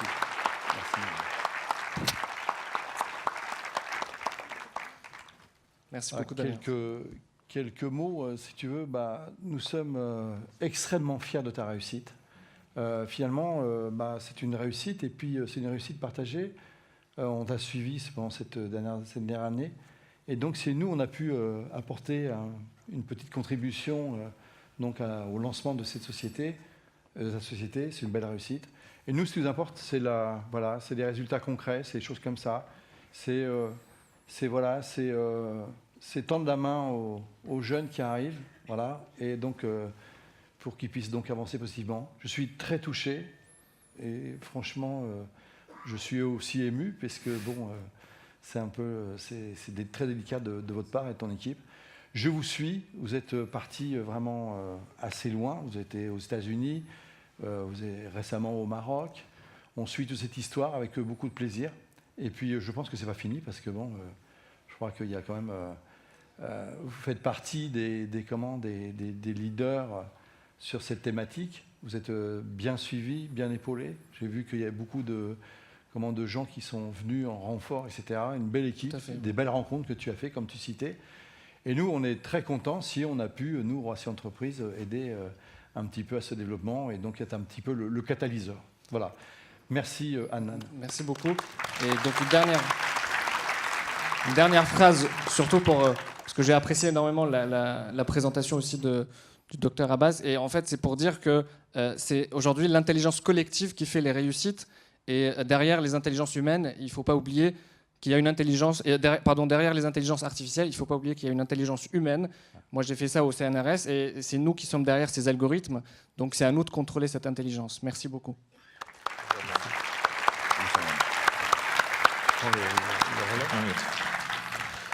Alors, je vais accueillir maintenant Jean-Marc Nigogossian, qui doit être pas très loin, qu'une nouvelle fois, pour la 4e fois, nous remercions pour sa convivialité, sa gentillesse, sa générosité. Donc, je voulais que vous fassiez également un tonnerre d'applaudissements pour Jean-Marc, hein, qui est vraiment là et qui est celui qui est chargé de vous faire déguster un certain nombre de choses. Jean-Marc, je te laisse la parole et tu vas peut-être parler aussi de... Ce que je voulais simplement dire, c'est que ces 25 ans de Roissy Entreprises, c'est aussi la fête de toutes les entreprises du territoire. Agnès Couvret me confirmait tout à l'heure qu'il y a 23 000 entreprises sur le territoire et plus de 3 000 métiers qui vivent ensemble, qui cohabitent, qui se mélangent et qui donnent cette richesse à ce territoire. Plus de 3 000 métiers. Plus de 3000 ingrédients finalement. 3000 ingrédients, et dans nos métiers, c'est pareil. On est à la recherche de nouveaux ingrédients, de les mêler les uns aux autres, de créer des nouvelles saveurs, de créer des nouvelles textures. Et tu en parlais tout à l'heure, il y a une entreprise qui est de Roissy, qui a commencé son histoire en Espagne. Je voudrais accueillir Richard Céleste. Il est là, Richard Céleste ? Il doit être en train de préparer. Voilà, il est en train de tout préparer. Richard Céleste qui dirige cette entreprise et qui a créé une entreprise extraordinaire qui est basée sur la cuisine moléculaire. Mais lui, il a fait une invention, c'est qu'il a mis en molécules des petites perles d'alcool. Et la rencontre avec Richard Céleste a donné quelque chose d'assez intéressant que vous allez pouvoir découvrir tout à l'heure. C'est la création de pièces cocktails, finalement, alliées à des perles moléculaires. Donc voilà, c'est ce qu'on va vous présenter tout à l'heure. C'est mieux qu'un gâteau, c'est un cadeau. Un cadeau. Voilà, pour tous et pour toutes. Richard Céleste, le voilà. Alors Richard, tes perles ont fait le tour du monde. On les sert à Miami, on les sert à Ibiza, on les sert à Saint-Tropez, on les sert dans les plus grands lieux, les plus branchés du monde. Et on les a ici ce soir. Pour vous, c'est quand même extraordinaire. Oui, déjà, je vais remercier un petit peu le fait qu'on soit là pour vous faire découvrir ces perles. Toute nouveauté. Je suis content de m'associer à toi, Jean-Marc, parce que c'est vrai que c'est un peu nouveau, mais je crois que la meilleure démonstration qu'on peut vous faire, on est là pour répondre à toutes vos questions. Quand on parle de moléculaire, ça suscite beaucoup de questions. Les meilleures réponses, c'est la dégustation que vous allez avoir à côté, à travers ce que Jean-Marc a fait, à travers ce qu'on va vous donner en coctellerie. Voilà. Et on est complètement à votre disposition. Voilà. Alors merci pour l'accueil que vous ferez aux créations de Richard. On a essayé de les allier à des... Vous avez 3 recettes qui vont vous être présentées ici. Une recette autour du foie gras et de la vodka framboise. Une recette autour de la crevette avec une perle mexicaine à la tequila. Et pour le dessert, une mousseline mangue avec une perle vanille coco, rhum. que du plaisir. Je vous remercie en tout cas d'être toujours aussi présent et fidèle aux événements de Roissy Entreprises. Président, encore bravo. Merci à tous les administrateurs. Peut-être qu'on va demander à tout le monde de nous rejoindre. Je leur donne la parole. Ouais. Merci Jean-Marc, merci Richard également. On va vous demander tous, juste avant d'aller déguster tout ce buffet Harry Traiteur et évidemment les perles, on voudrait tous vous demander de descendre et de venir nous rejoindre ici pour qu'on puisse prendre une jolie photo de famille. Et on va demander du coup à Julien Cinquin, qui est aussi notre cher photographe ce soir, de lui de monter et de prendre un joli cliché de nous tous. Merci à tous pour votre attention.